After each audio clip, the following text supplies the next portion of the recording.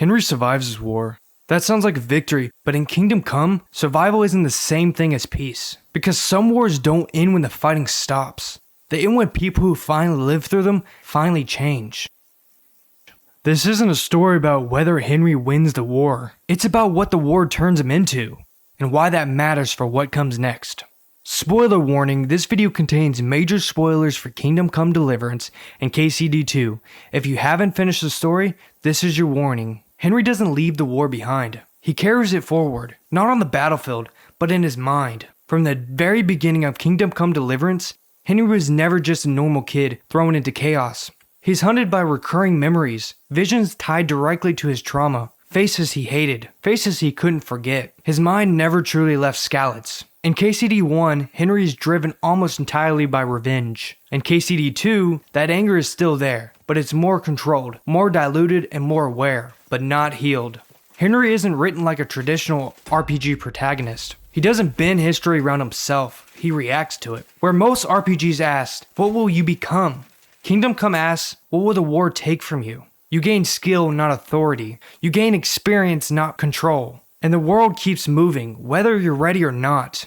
Sigismund didn't lose because Henry stops him. Wenceslas doesn't regain power because righteousness prevails. Political pressure, shifting alliances, and exhaustion do way more damage than swords ever could. The nobility survives. The peasants suffer. And mercenaries move on to the next paycheck. The war doesn't end. It just changes shape. Two people define Henry's trauma more than anyone. Sir Istvan Toth and Sir Markvart. As player, killing Toth feels earned. It's satisfying, and exactly the problem. Drown me in blood if you want. Leave him be, please. The game wants the moment to feel justified. It wants revenge to feel clean. But when you step back, you're forced to ask whether Henry needed to do that, or whether he simply did what everyone else does in war, or eventually does. This moment, Henry stops being different. Not evil, not cruel, just familiar. The Markvart scene makes this impossible to ignore. You remember them? Oh yeah. I remember everyone I killed.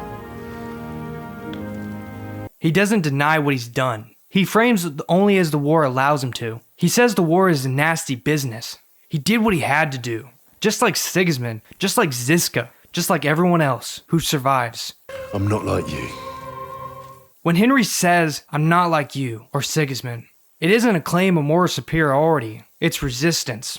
Because accepting Markvart's logic means accepting that Henry is shaped by the same system, same violence, and same compromises. Markvart isn't a monster. He's a man shaped by the same war, and that's what makes the moment so uncomfortable. Henry proves he can survive. He proves he can fight. He proves he can win. But what he doesn't prove is that he's untouched. His focus is narrows. Compassion becomes secondary. Revenge takes priority. For instance, revenge. That treacherous bastard Toth deserved to die. And at the end, the memory of his parents forces him to question whether this path was the only available to him. Henry didn't just lose his parents. He lost a version of himself that believed he would be better than this. For Henry, that's not failure of effort. It's reality of living under the same system, and he can't change it. And that's why I think Henry's story is actually finished. Not because he failed, but because he's fully shaped. There's nothing left for him to prove through combat. He's trusted, he's given sensitive missions, he's treated like a knight, even never officially named one. Henry no longer needs to be a playable character. His growth now happens quietly, and from the outside. If we see Henry again, I don't think he will be through our sword. I think we should watch him, not play him. His story doesn't need more violence, it needs distance. That's why characters like Hans Capon makes more sense going forward. Hans isn't a great warrior. He can fight, but that's not who he is. He has land, responsibility, a future that isn't written yet.